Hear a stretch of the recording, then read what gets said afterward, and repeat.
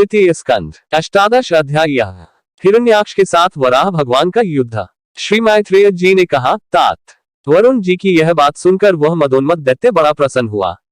उसने उनके इस कथन पर कि तू उनके हाथ से मारा जाएगा कुछ भी ध्यान नहीं दिया और चट नारद जी से श्रीहरि का पता लगाकर रसातल में पहुंच गया। वहां उसने विश्वविजयी वराह भगवान को अपनी दाढ़ों की नोक पर पृथ्वी को ऊपर की ओर ले जाते हुए देखा। वे अपने लाल लाल चमकीले नेत्रों से उसके तेज को हरे लेते थे। उन्हें देखकर वह खिलखिलाकर हंस पड़ा और बोला, अरे यह जंगली पशु यहाँ जल में कहां से आया? फिर वराह जी से कहा, रे नासमझ, इधर आ, इस पृथ्वी को छोड़ दे। इसे विश्वविधाता ब्रह्मा जी ने हम रसातल वासियों के हवाले कर दिया है। रे सुकर रूपधारी सुराधम, मेरे देखते देखते तू इसे लेकर कुशल पूर्वक नहीं जा सकता। तू माया से लुक छिपकर ही दैत्यों को जीत लेता और मार डालता है। क्या इसी से हमारे शत्रुओं ने हमारा नाश कराने के लिए तुझे पाला है?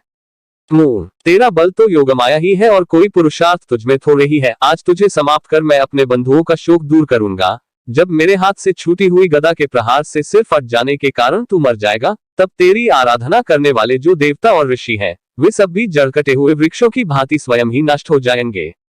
हिरण्याक्ष भगवान को दुर्वचन बाणों से छेदे जा रहा था, परंतु उन्होंने दांत की नोक पर स्थित पृथ्वी को भयभीत देखकर वह चोट सह ली तथा जल से उसी प्रकार बाहर निकल आए जैसे ग्राह की चोट खाकर हथिनी सहित गजराज जब उसकी चुनौती का कोई उत्तर न देकर वे जल से बाहर आने लगे, तब ग्राह जैसे गज का पीछा करता है, उसी प्रकार पीले केश और तीखी दाढ़ों वाले उस दैत्य ने उनका पीछा किया तथा वज्र के समान कड़क कर वह कहने लगा, तुझे भागने में लज्जा नहीं आती? सच है, असत पुरुषों के लिए कौन सा कामना करने योग्य है। भगवान ने पृथ्वी को ले जाकर जल के ऊपर व्यवहार योग्य स्थान में स्थित कर दिया और उसमें अपनी आधार शक्ति का संचार किया।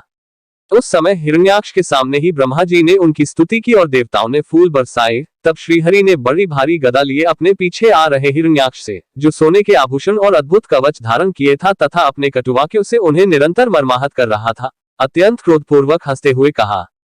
श्री भगवान ने कहा, अरे सचमुच ही हम जंगली जीव हैं जो तुझ जैसे ग्राम सिंहों कुत्तों को ढूंढते फिरते हैं। दुष्ट वीर पुरुष तुझ जैसे मृत्युपाश में बंधे हुए अभागे जीवों की आत्मश्लाघा पर ध्यान नहीं देते। हाँ, हम रसातलवासियों की धरोहर चुराकर और लज्जा छोड़कर तेरी गदा के भय से यहाँ भाग आए हैं।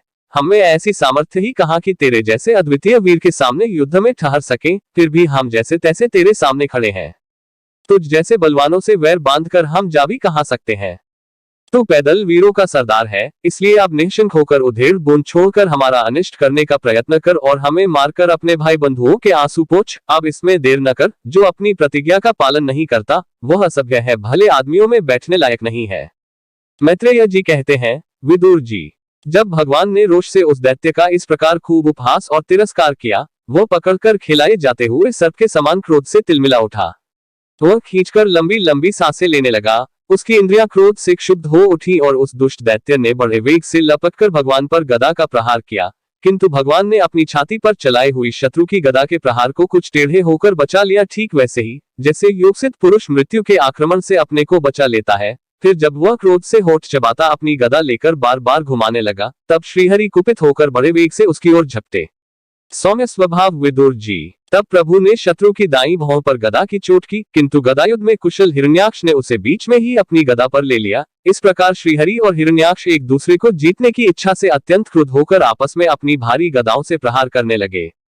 उस समय उन दोनों में ही जीतने की होड़ लग गई। दोनों के ही अंग गदाओं की चोटों से घायल हो गए थे। अपने अंगों के घावों से बहने वाले रुधिर की गंध से दोनों का क्रोध बढ़ रहा था और वे दोनों ही तरह तरह के पैतरे बदल रहे थे। इस प्रकार गौ के लिए आपस में लड़ने वाले दो सांडों के समान उन दोनों में एक दूसरे को जीतने की इच्छा से बड़ा भयंकर युद्ध हुआ। विदुर जी, जब इस प्रकार हिरण्याक्ष और माया से वराह रूप धारण करने वाले भगवान यज्ञमूर्ति पृथ्वी के लिए द्वेष बांधकर युद्ध करने लगे, तब उसे देखने वहां ऋषियों के सहित ब्रह्मा जी आए। वे हजारों ऋषियों से घिरे हुए थे। जब उन्होंने देखा कि वह दैत्य बड़ा शूरवीर है, उसमें भय नाम भी नहीं है, वो मुकाबला करने में भी समर्थ है और उसके पराक्रम को चूर्ण करना बड़ा कठिन काम है, तब वे भगवान आदिशुकर रूप नारायण से इस प्रकार कहने लगे। श्री ब्रह्मा जी ने कहा, देव, मुझसे वर पाकर यह दुष्ट दैत्य बड़ा प्रबल हो गया है।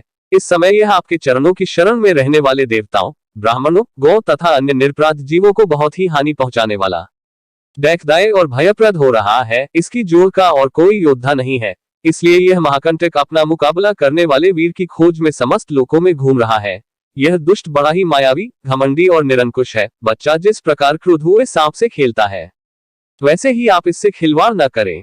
देव अच्युत, जब तक यह दारुण दैत्य अपनी बल वृद्धि वेला को पाकर प्रबल हो, उससे पहले पहले ही आप अपनी योगमाया को स्वीकार करके इस पापी को मार डालिए। प्रभु देखिए, लोगों का संहार करने वाली संध्या की भयंकर वेला आना ही चाहती है। सर्वात्मन, आप उससे पहले ही इस असुर को मारकर देवताओं को विजय प्रदान कीजिए। इस समय अभिजित नामक मंगलमय मुहूर्त का भी योग आ गया है, अतः अपन सुहृद हम लोगों के कल्याण के लिए शीघ्र ही इस दुर्जय दैत्य से निपट लीजिए। प्रभु, इसकी मृत्यु आपके ही हाथ बदी है, हम लोगों के बड़े भाग्य हैं। अब आप युद्ध में बलपूर्वक इसे मारकर लोगों को शांति प्रदान कीजिए।